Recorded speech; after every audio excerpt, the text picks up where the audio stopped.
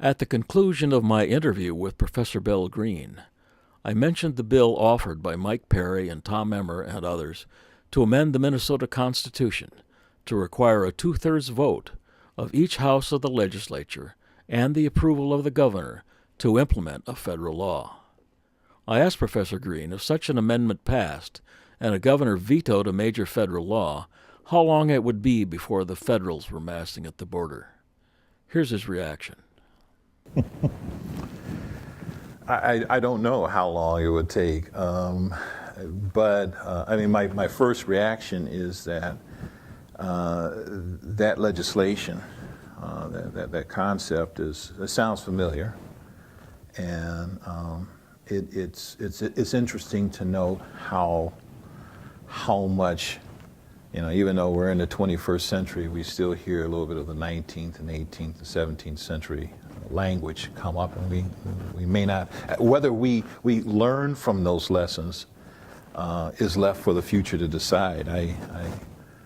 I like to believe that after a hearty debate, that bill would probably be would not succeed.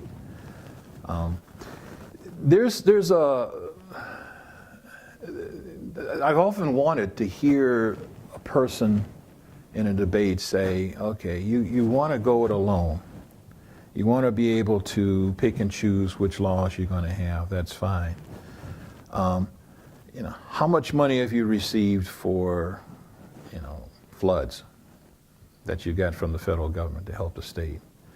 How much money have you received for any kind of emergency? How about federal grants for education, or for health, or for any number of issues, construction, the bridge, highways? If you want to go it alone, that's fine. Give us our money back. I would love to see the response to that.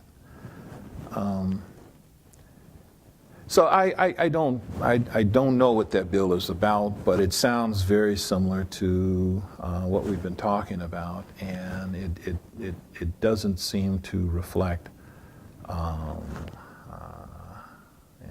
any real sense of history, or that we live in a world that's a lot more interconnected than the days of Jackson or Washington.